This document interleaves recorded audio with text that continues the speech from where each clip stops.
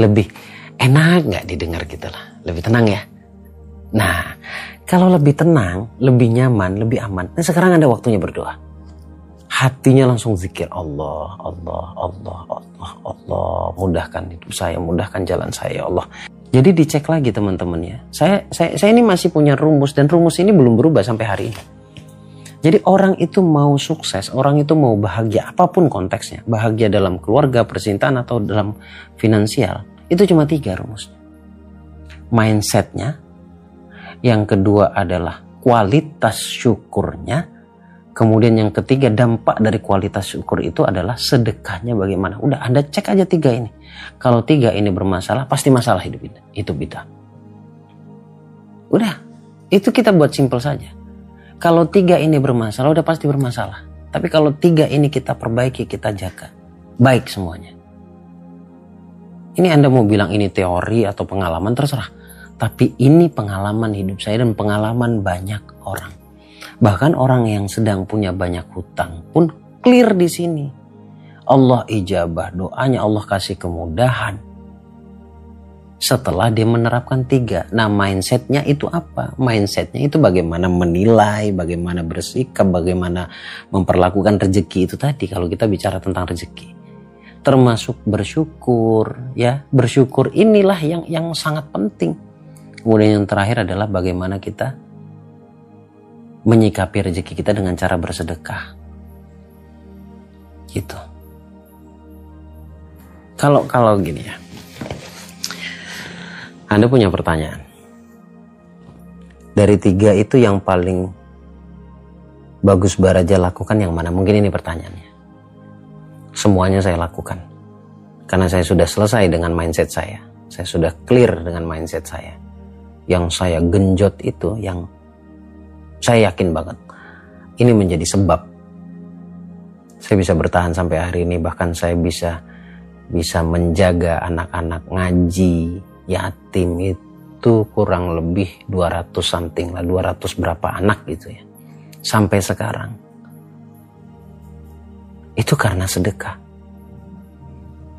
Kalau ditanya, kalau anda lihat dengan sebelah mata gitu ya, oh enak Gusnya kan kerjanya cuma ngomong, misalkan begitu tuh. Ngomong dapat duit, bikin acara dapat duit. Kalau Allah berhentikan semua mereka tidak belajar ke saya, tidak berwasilah kepada saya juga nggak dapat apa-apa. Anda datang ke saya belajar juga digerakkan oleh Allah. Mungkin Allah lihat kasihan mungkin ke saya. Kenapa? Karena banyak orang di belakang yang sedang nunggu.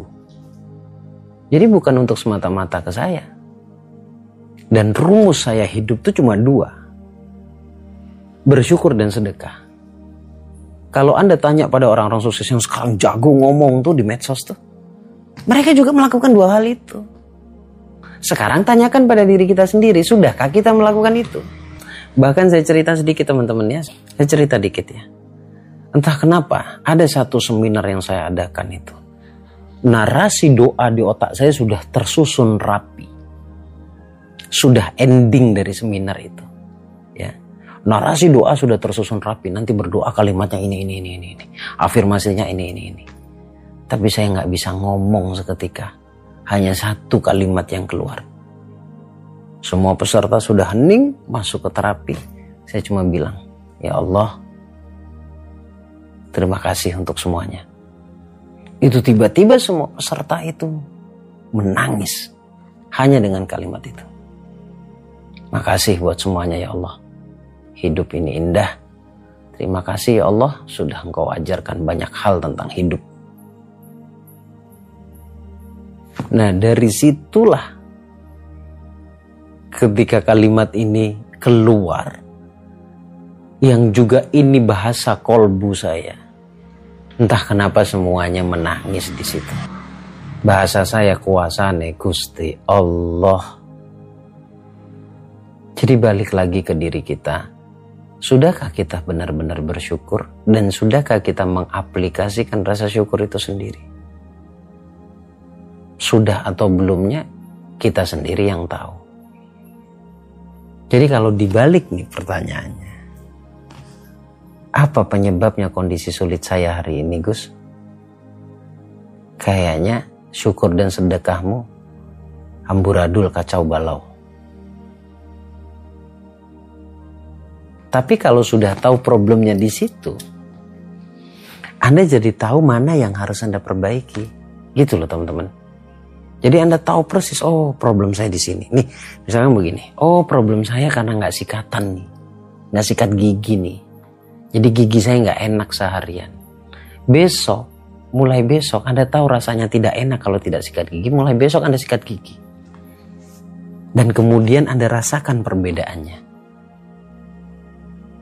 Tinggal dirasakan perbedaannya. Oh iya, kalau nggak sikat gigi begini nih rasanya. Kalau sikat gigi begini rasanya. Kita sendiri yang tahu. Jadi kalau kita merasa punya problem dalam syukur dan sedekah, coba mulai pelan-pelan perbaiki syukurmu. Setelah Anda belajar pelan-pelan bab syukur, bagaimana bisa menikmati apa yang sudah Allah berikan. Kita ini kan cenderung menolak, ya, cenderung menolak sesuatu yang buruk. Kita cuma mau kejadian dalam hidup kita tuh yang baik-baik saja. Lantas apa gunanya iman kita? Kan gitu. Dibuat simpel. Jadi problem kita tuh asalnya dari mana? Karena kita pernah tidak bersyukur ketika terjadi sesuatu yang tidak sesuai dengan apa yang kita pikirkan. Kita kan jadi manusia nih. Tetapi secara tidak langsung kita juga mau jadi Tuhan. Kita juga mau jadi Tuhan. Yang kita maunya setiap berdoa apa terkabul. Kita cek aja ke dalam diri kita. Setiap berdoa apa harus terkabul. Bahkan kita mintanya besok. Ini kalau bisa bukan besok, sekarang aja gitu. Makanya beberapa hari yang lalu saya sampaikan kan. Sekedar nasihat saja. Anda kalau dengarkan ilmu dari siapapun, jangan tangan kosong. Agar apa? Ilmu yang Anda dengarkan itu jadi ilmu benar di pikiran Anda. Nonton si fulan, nonton si fulan, nonton si fulan. Barter energi di situ. Barter energi.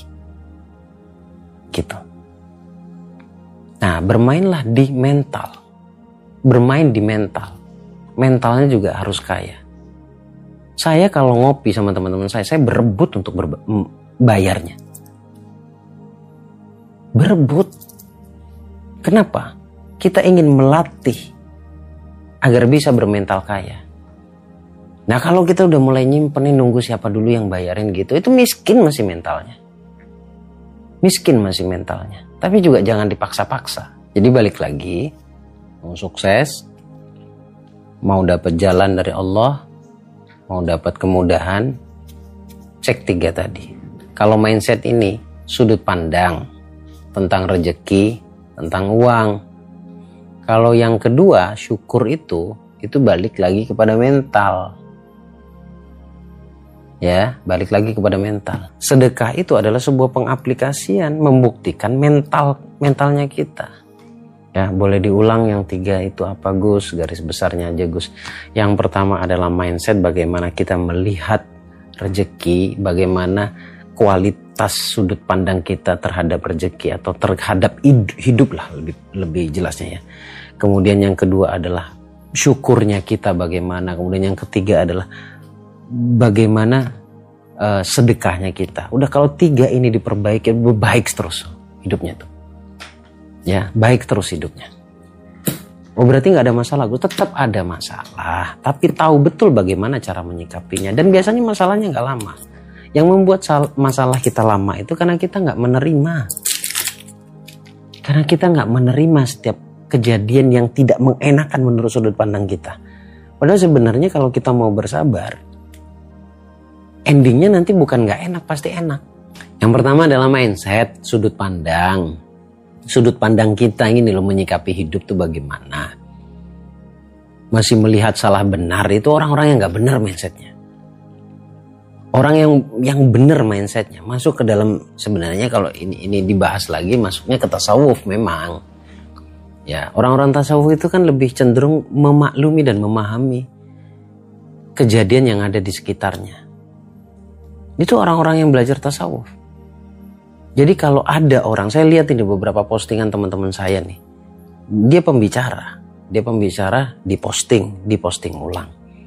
Terus tiba-tiba yang pro, ketika ada yang kontra, komen, tiba-tiba anak kecil lagi komen, tahu apa lu tentang ini?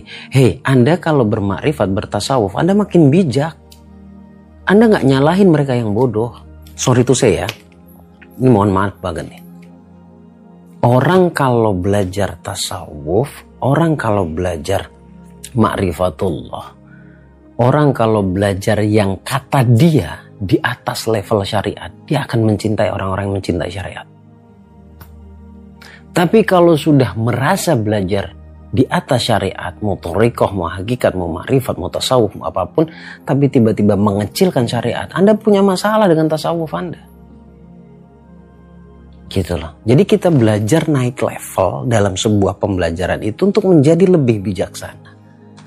Bukan malah kepintaran Anda, kata Anda, kepintaran kita, kata kita, malah menghakimi mereka yang tidak sampai. Gitu loh. Nah, ini sudut pandang, ini mindset, bukan saya ngelantur kemana-mana. Ini mindset, teman-teman. Maka semakin benar mindset Anda, semakin tidak mau menghakimi orang lain, semakin tidak merasa yang paling benar, mindset Anda sudah berada di mindset yang benar. Catat baik-baik omongan saya. Suatu saat Anda akan mengalami apa yang saya sampaikan. Ketika merasa begini, ada satu pembicara yang berbicara di ruangnya ma'rifat misalkan gitu. Ya kita intermezzo dikit ya. Berbicara di ruang ma'rifat. Ini omongan dia ini kan menjadi konsumsi banyak orang ya. Menjadi konsumsi banyak orang, kemudian diposting. Orang yang pro ke dia, fanatik ke dia, lalu mengeluh-eluhkan dia hebat. Memang dia hebat. Si pembicara ini aman, bersih sebenarnya. Dia kan cuma menyampaikan. Tapi ada pengikut-pengikutnya ini. Kemudian tiba-tiba ada yang komen. Ada yang komen kan kontra ke dia. Kemudian pengikutnya yang merasa belajar tasawuf juga tiba-tiba ngatain orang yang kontra. Anda punya masalah tuh dengan tasawuf Anda. Anda sedang bermasalah dengan ilmu Anda. Karena sejatinya ilmu seseorang semakin tinggi. Ini kan ada levelnya ya. Syariat, thariqah, hakikat, ma'rifat. Nah, bagian hakikat dan ma'rifat itu dikemas dalam satu, yaitu tasawuf. Orang-orang yang berpikir dengan tasawuf. Disebutlah sufisme, pemikir sufi. Ya kan beberapa kali saya ngelihat, kan saya suka lihat saya komennya gimana ya penilaiannya kalau bicara tentang ini nih. Nanti yang kontra langsung diserang oleh pengikutnya yang padahal dia sudah belajar. Nah ini kan jadi nggak bijak. Karena semakin tinggi pembelajaranmu, harusnya semakin paham orang yang ada di bawahmu. Karena pada akhirnya semakin tinggi pembelajaranmu, semakin sensitif salah benar dalam dirimu. Nah, ini sedikit kita senggol ke sana. Kenapa? Sebenarnya orang belajar pada taraf tasawuf, itu mindsetnya semakin benar, semakin bijaksana. Bukan semakin nyalahin orang. Gitu loh. Saya jarang banget ngebahas ini karena udah malam juga. Pasti orang-orang yang doyan ilmu beginian nih yang muncul. Gitu ya. Coba kaji lagi apa yang saya sampaikan. Kalau salah nggak apa-apa. Saya manusia, saya bisa salah. Dibully juga nggak apa-apa. Sok tahu Gus, bukan ruangnya. Nggak ada masalah. Nggak ada masalah. Saya aman.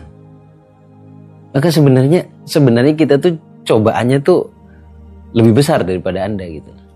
Ketika semakin banyak bicara, semakin sering didengerin orang, itu sebenarnya semakin rentan dengan kesalahan.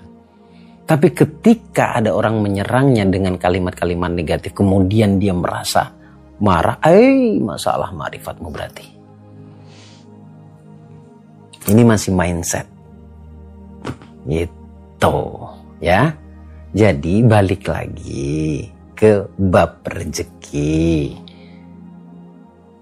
Kalau mindset Anda benar, rezeki datang. Jadi teman-teman besok-besok, Anda kan selain belajar ke saya, selain nonton saya maksudnya, bukan belajar ke saya bukan tempat belajar sebenarnya. Ya, karena saya itu lebih besar potensi salahnya. Ketika nyimak si fulan bicara, maka semakin bijaksana. Anda tuh tiap hari kalau nonton orang-orang seperti saya, cekokan ilmunya makin banyak. Harusnya membuat Anda semakin bijaksana. Satu, mereka yang awam kan nggak tahu. Orang yang awam tuh cuma mengandalkan syariat dah gitu aja deh. Tapi ketika mereka melihat tasawuf menjadi sesuatu yang menyeramkan bagi mereka, karena memang porsinya ada di situ.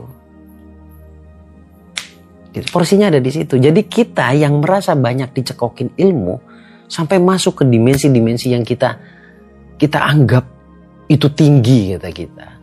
Lalu kita menghakimi orang yang tidak tahu. Ini problem ini teman-teman ya. Ayo, saya rasa penonton saya ini insya Allah semuanya bijaksana. Bijaksana juga bermedsos ya. Jangan jadikan ilmu atau pengetahuan Anda hanya untuk menyalah-nyalahkan orang lain. Gitu. Apa sih untungnya saya bicara begini? Nggak, saya tanya Anda tenang nggak malam ini ketika saya menyampaikan di level tengah nih. Di level tengah. Nggak membela, nggak juga menghakimi. Anda merasa lebih tenang nggak? Anda merasa lebih tenang nggak teman-teman? Lebih enak nggak didengar gitu lah? Lebih tenang ya? Nah, kalau lebih tenang, lebih nyaman, lebih aman. Nah, sekarang Anda waktunya berdoa. Hatinya langsung zikir Allah, Allah, Allah, Allah, Allah. Mudahkan hidup saya, mudahkan jalan saya ya Allah. Ya Allah, semua penonton Gus Baraja muliakan hidupnya ya Allah. Gitu loh, berdoa. Kemarin kan saya sudah sampaikan. Saya ini unik. Unik, dimana saya pernah ceritakan semalam. Saya ceritakan lagi di sini ya. Saya ziarah ke makam wali. Ziarah ke Syekh Khalil Bangkalan, Syekh Khalil bin Abdul Latif Al-Bangkalani, ke Bangkalan. Nah, di situ kan banyak orang datang berziarah tuh. Mereka kan sedang berdoa untuk hidup mereka masing-masing. Keunikan saya datang bukan untuk mendoakan diri saya, tapi yang saya doakan adalah ya Allah kabulkan semua doa orang semua yang ada di sini yang berdoa untuk dirinya. Itu letak bagi saya, itu keunikan saya gitu. Dan saya puas banget ketika mendoakan orang. Artinya ada dua hal yang sudah saya abaikan di situ. Keinginan saya dan ego saya. Akhirnya masuklah ke dimensi apa? Ketenangan, netral. Oke, karena Anda bertanya perbedaan syariat, thariqah, hakikat, ma'rifat. Saya analogikan ini sebuah perjalanan ya. Syariat itu adalah kendaraannya. Anda boleh pilih sepeda, boleh pilih motor, boleh pilih mobil atau pesawat. Silakan. Oke ya. Jadi itu kendaraannya. Semakin dibersihkan kendaraan itu semakin nyaman. Kemudian naik satu level lagi namanya thariqah. Thariqah itu sebuah perjalanan. Di mana kita menggunakan syariat ini untuk mempermudah perjalanan kita. Thariqah. Hakikat ini adalah keindahan selama perjalanan. Keindahan selama perjalanan. Tapi tetap kendaraannya syariat. Kemudian makrifat adalah ketika Anda merasa sudah sampai pada tujuan. Sudah sampai pada tujuan. Tapi ingat yang ngantarin pada tujuan adalah syariatnya tadi. Motor tadi. Sepeda tadi. Mobil tadi. Pesawat tadi. Jangan tiba-tiba ketika sampai di tujuan sudah bermakrifat. Motornya Anda tendang. Masuk akal? Sok 264 silakan komen. Masuk akal? Pak Bu, saya belajar Bapak Ibu. Saya belajar. Karena ilmu semuanya masuk akal. Ad-dinu wal akli. Agama itu akal. Masuk akal. Dan ketika ada satu pemahaman dalam agama kata kita nggak masuk akal. Bukan agamanya nggak masuk akal. Akal kita yang nggak nyampe bos. Jadi indah ini. Gitu loh. Syariat, thariqah, hakikat, ma'rifat. Hakikat itu sebuah keindahan dalam sebuah perjalanan. Ma'rifat itu ketika Anda merasa sampai di tujuan. Ingat tapi sekali lagi yang menghantarkan Anda ke sana itu kendaraan Anda. Masa iya mentang-mentang udah sampai di sana, Anda buang, Anda tendang itu kendaraan syariatnya itu. Jadi tetap sholat. Gitu loh. Ya, kaya dan miskin itu dua hal yang berbeda dengan sholatnya. Ya, ayo kita luruskan hati. Ini saya bukan ngajarin, saya mengingatkan Anda. Karena sebenarnya spiritual itu sudah ada dalam diri manusia. Jadi cuma mengingatkan, bukan ngajarin. Gitu loh. Enggak, bukan ngajarin, kita saling mengingatkan. Toh barangkali Anda sedang tidur lagi nggak masuk ini. Cocok ya Pak Endok. Rainek balungnya Gus. Daging kaben. Gitu. Nah, saya seneng gitu loh. Saya sebenarnya Anda kalau tahu keseharian saya, kalau di aplikasi begini kan, di medsos begini, saya ngomongnya tentang kekayaan, tentang uang. Memang iya, karena itu kebutuhan manusia. Tapi ketika Anda duduk diskusi dengan saya, udah hilang itu, lebur. Mengajak orang, ini loh spiritual. Ini loh hati, rek. Iki loh urip, rek. Dari awal itu, Allah sudah cekokin kecerdasan dalam pikiran kita. Maka pandai-pandailah bersyukur. Sampai-sampai pengaplikasian kalimat syukur itu diletakkan di ayat kedua di pemuka Quran. Bismillahirrahmanirrahim. Alhamdulillahirrabbilalamin. Gitu loh. Tapi yang pertama tetap pengakuan. Makanya ilmu daging itu adalah kesadaran. Kalau Anda belum dapat kesadaran, Anda nggak bisa. Kita nggak bisa yang ngerti tentang syukur itu. Tapi kalau Anda sudah masuk kepada kesadaran, yang namanya rezeki itu, ya Allah, bukan karena sombong, tapi karena luar biasa. Luar biasa Gusti Allah itu. Ternyata kalau sudah menemukan kesadaran kemanusiaan, rezeki itu ngikutin. Makanya saya nggak seneng konflik, teman-teman. Nggak seneng konflik. Karena apa? Konflik itu adalah najis dalam diri kita. Gitu loh. Saya lupa siapa ya. Ulamanya saya lupa. Tapi pernah dikisahkan. Seorang syekh dengan maaf ya, guguk. Dengan guguk. Singkat cerita, guguk ini kan najis ya, lendir dan lain sebagainya. Guguk ini ngomong, kalau najisnya saya enak tinggal disertuk dengan tanah 7 kali, beres najisnya. Digosok beres. Tapi bagaimana najis yang ada di hati manusia? Benci, marah, iri. Ngelihat orang sukses bermasalah, gelisah deh. Senang ngelihat orang susah, susah ngelihat orang senang.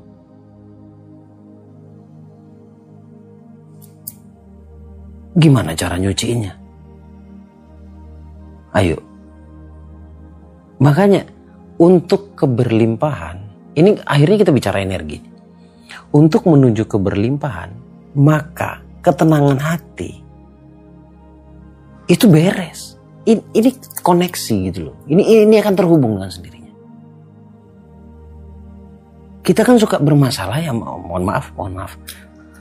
Kita suka bermasalah dengan guguk gitu kan. Dengan alasan dia najis. Tapi najisnya lidah, najisnya hati, kita nggak pikirin itu.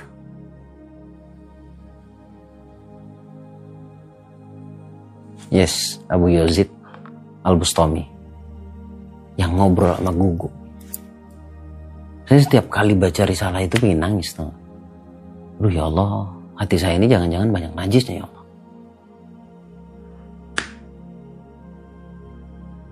Gitu loh. Kita biasa marah. Tapi kalau nggak suka dengan kemarahan, oke, itu nggak masalah. Itu masih bisa diperbaiki lah. Tapi kalau kita suka marah, tapi kita nggak sadar kalau apa ini. Nah ini nih yang kadang-kadang bikin. Nah, ada puzzle tuh kemarin tuh sempat lost 1 jam itu, ternyata ada puzzle yang harus dijaga. Saya pakai kamera belakang kemarin. Gitu. Thank you ya Helmi ya Syahrir. Nah, Ini ketemu orang yang juga senang baca. Sampai kita ngukur kualitas cobaan dari Allah. Bukan cobaan dari Allah. Ngukur kualitas ujian dari diri kita sendiri. Ini enak kalian cuma mendengarkan sebenarnya. Tapi yang rentan salah tuh hati kami. Para pembicara tuh sensitif. Ketika merasa lebih baik daripada orang lain. Ya Allah. Ini penyakit banget di hati nih. Penyakit banget di hati. Makanya saya itu cuma sharing aja deh sama Anda. Pengen ngobrol aja lah. Gitu aja. Gitu. Bukan berarti yang ngobrol ini, yang ngomong ini lebih baik daripada Anda. Saya yakin dari sekian banyak yang penonton ini ada orang-orang yang sedang menyimak, benar nggak sih ya, yang diomongin Gus Baraja, ngelantur nggak sih orang ini gitu. Ada orang baik, ada orang pintar, ada orang alim yang sedang dengerin saya gitu. Jadi saya bukan mengajarkan, lebih tepatnya, walaupun sering saya nyeletuk saya sedang mengajarkan A, B, dan C, nggak, hakikinya bukan ke sana. Mengingatkan diri sendiri dan Anda yang mendengarkan gitu. Ada pertanyaan silakan.